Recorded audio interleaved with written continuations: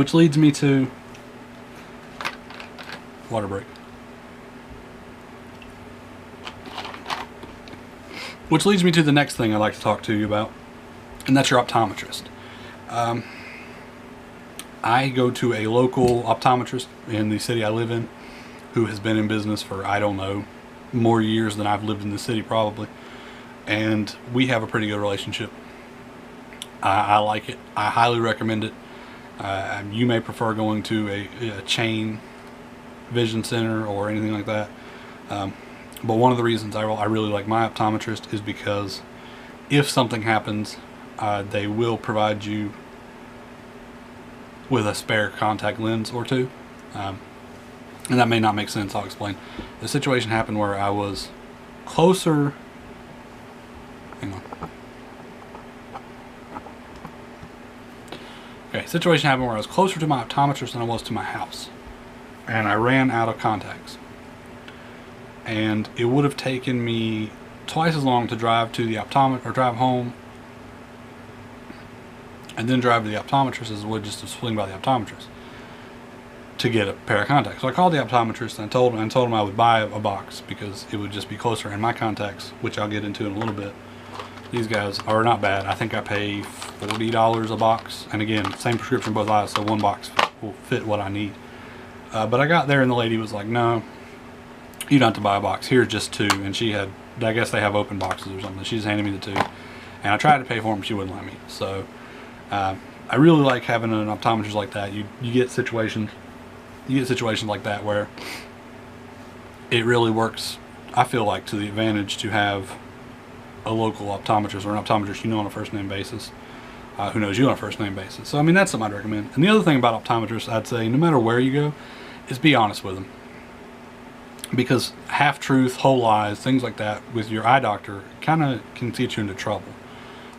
For a long time, I slept in my contacts every day. And it's not something I recommend doing. And the optometrist I was seeing at the time, which was a different one, they used to ask me, do you sleep in your contacts? And I was like, no. And come to find out, they would have done different prescriptions if I had told the truth and been honest with them. So, I mean, be honest with your optometrist. Chances are good they may know when you're lying. They're just not going to call you out on it because they may not be their style. So, another thing I like to talk to about contacts is practice. The number one complaint I've heard in my life when I'm talking to people and they mention that they don't wear contacts but they could or should is that it's too hard. They've tried it or they've watched other people try and it's too difficult. And I will say that I am not above criticism on this one because it was years. I'd been wearing contacts for a couple of years before I could do it fully on my own without someone helping me out. But the reason why I had problems with it is because I never did it myself. I wasn't forced into a situation where I had to do it myself. Because again, the point I'm going to make here is that practice. It really is a practice-based thing. So if you're new to wearing contacts, you really should take them in and out as much as possible. And I don't mean like every 5 minutes. I mean like every night. Put them in every morning.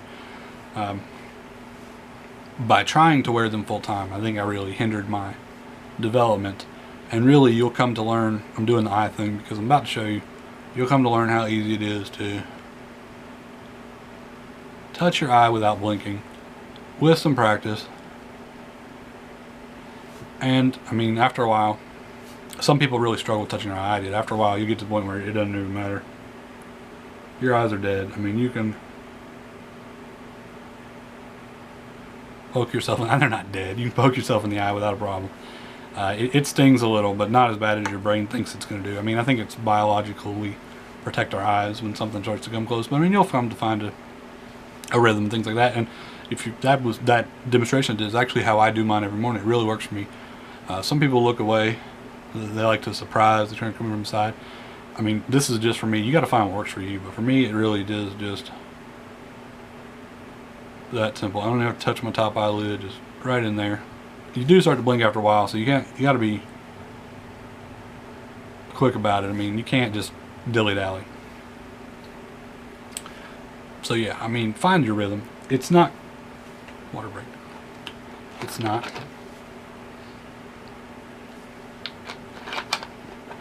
it's probably not something you're going to hit right out of the park the first time. If you do get new contacts and find you really have no problem taking them in and out at the beginning, you have nothing but my respect, and I would consider myself blessed if I were you, because not everybody has that easy of a time with it.